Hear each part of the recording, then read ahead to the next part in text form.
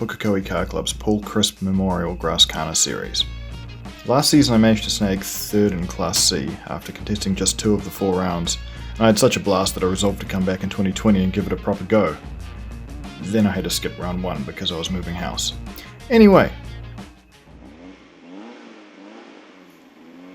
Adam of GNM Racing brought his very fast but comically ill-suited Turbo MX-5 along, since the mighty crawler was in hospital having windscreen surgery. The corridor layout is deceptively simple. You take the near side cones clockwise and the far ones counterclockwise. Right followed by left, traversing the central corridor in between. A pile of old trees served as a cone in this paddock. We did the same layout the other week at Glen Road, though this time Adam actually managed to do it correctly.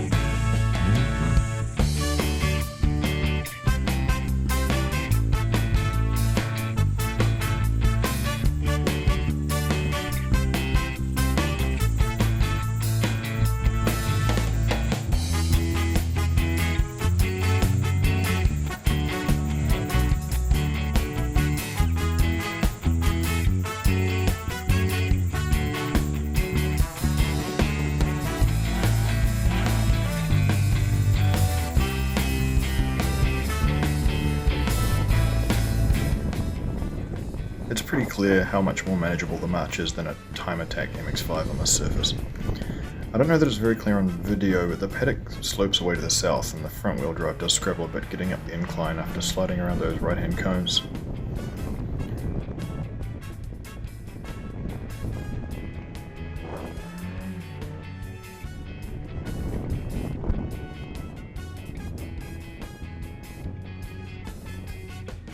At this point the pasture was still in pretty good nick. My extremely high quality triangle tyres were getting pretty skatey on the longer grass. Watch me fail to pull up here. The ABS was going nuts and providing no benefit whatsoever.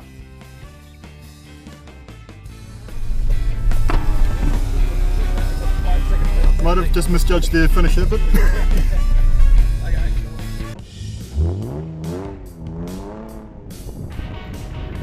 the arrowhead is easy enough if you remember that it's slalom straight straight slalom, and not slalom straight slalom fuck like I did on my first go.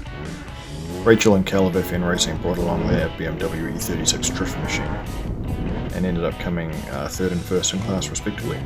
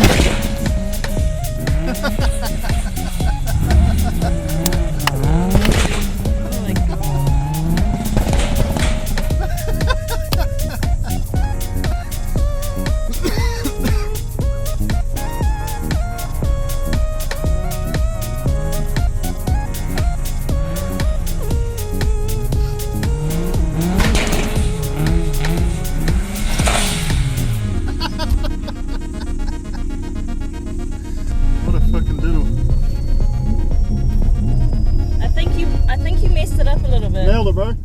Green, you ready?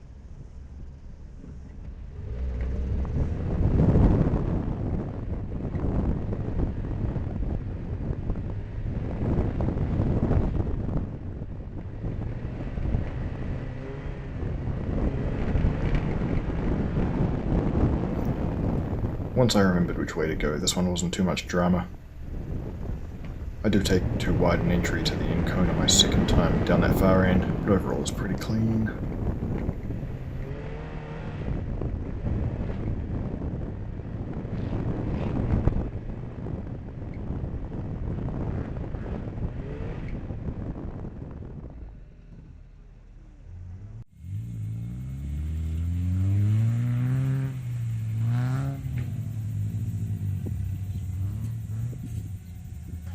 Here's Andrew So in his NAMX5, showing us the third layout, Manoeuvring. As far as Motorkhana courses go, this is a pretty cruisy mid-speed setup that's easy enough to remember and has only 2 tight turns.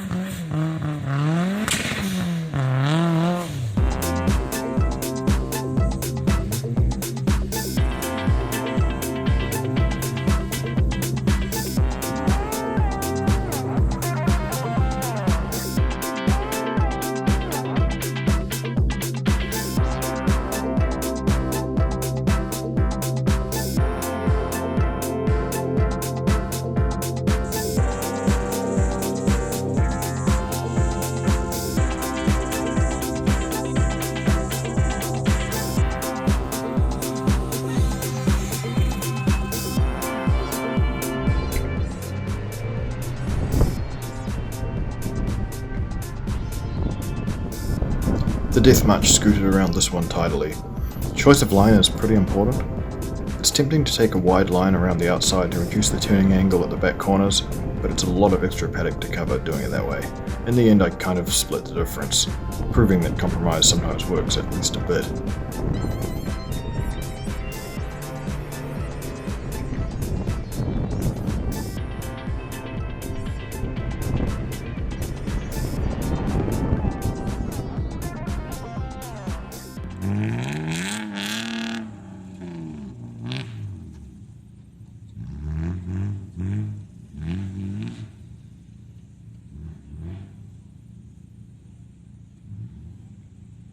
The Hopkirk. This was my first encounter with a Motorkhana course you can't do all forwards. Rachel and Kel's BMW wasn't particularly at home here, with its dogleg reverse and short shifter just making things difficult.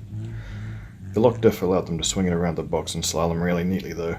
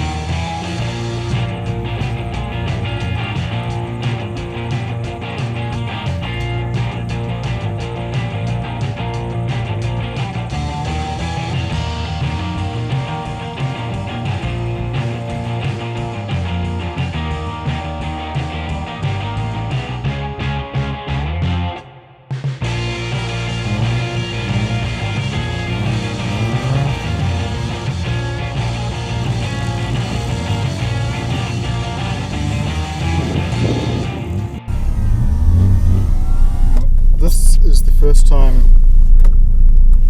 I've done one of these courses that involves reversing, so watch me cock this up.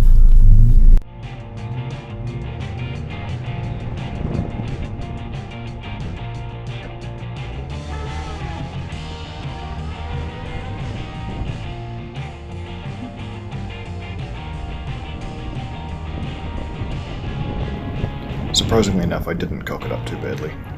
While I did back into the box on the piss a bit, no one seemed to worry about that, and the March's short wheelbase front-wheel drive layout and cooperative gearbox made it all pretty manageable.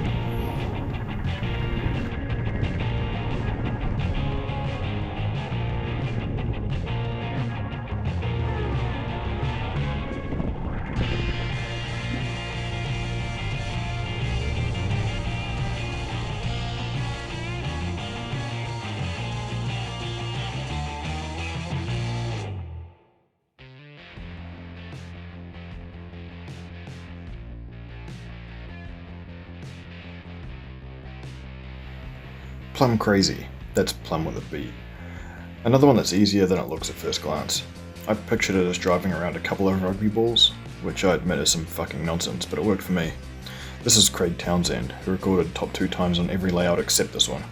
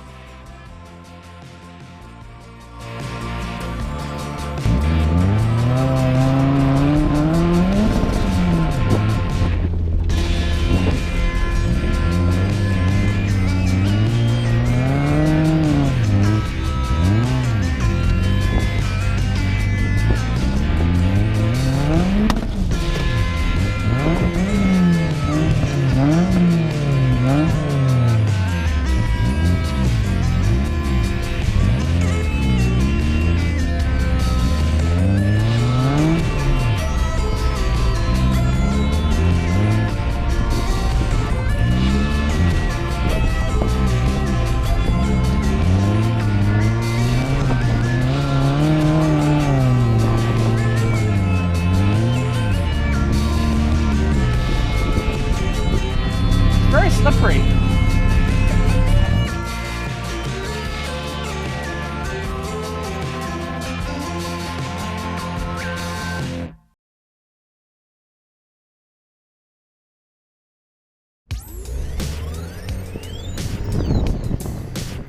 Plum Crazy is a higher speed layout, better suited to more powerful cars with more grip, but the Death March loved being chucked into the turns with a handbrake up to my armpit.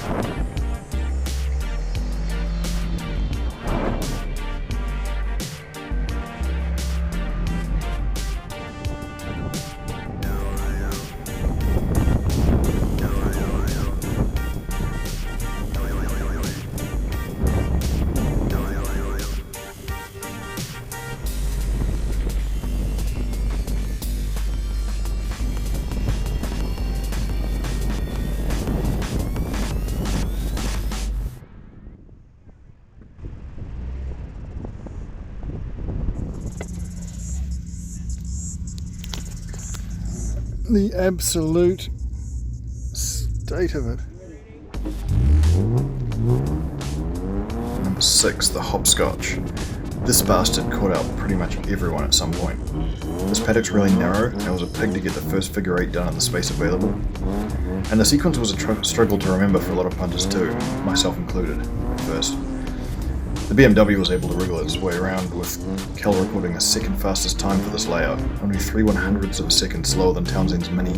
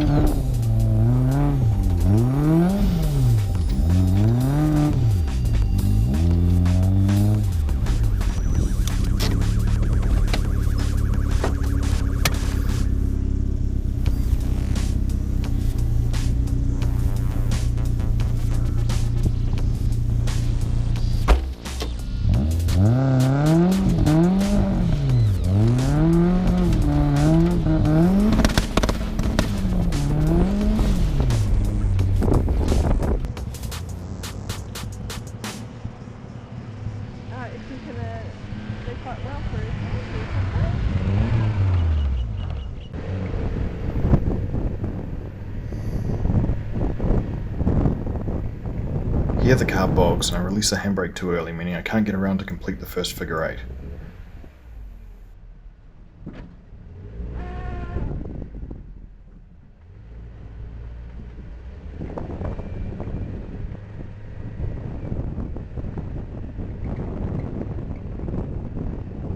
Then I forgot which way to do the second figure eight, and it's all just a shambles.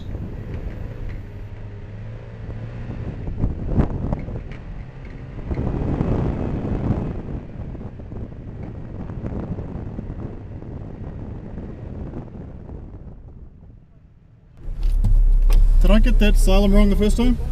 Yeah, you got everything right except when you got up to the top right hand corner, you went the wrong way around that one. Supposed to go, yep.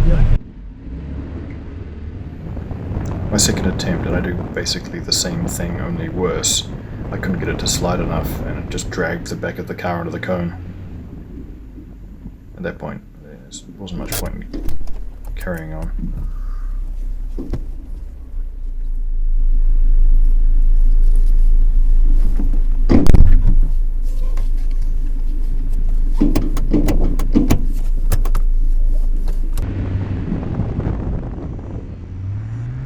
I think I'd just give myself a penalty there.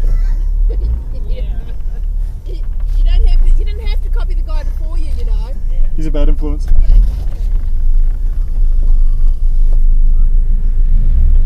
This is my very last run, and I've yet to not cock this one up.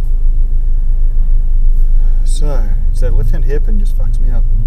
I need to carry enough speed to get a good swing around it on the handbrake, and then hold it long enough that I can complete the figure eight without having to fucking reverse. God.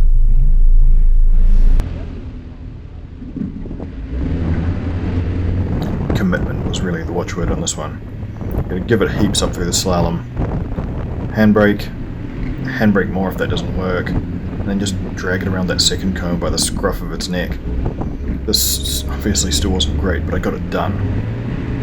Then next trick is to go the correct way around the back cones. After that, it's a straightforward slalom home.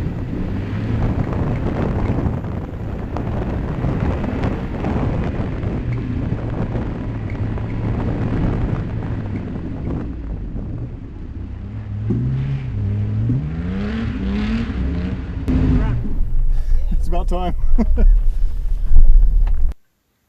It was not a good run, but it was good enough for 7th overall in that layout, demonstrating the struggles that everyone else were having too. And to be fair, that was my worst result all day. Overall, it was good enough to place me 5th outright and 1st in Class A. Craig Townsend took away 1st place overall in his Mini, beating out the 4-wheel drive Vitz of Matthew McDonald by 1.4 seconds.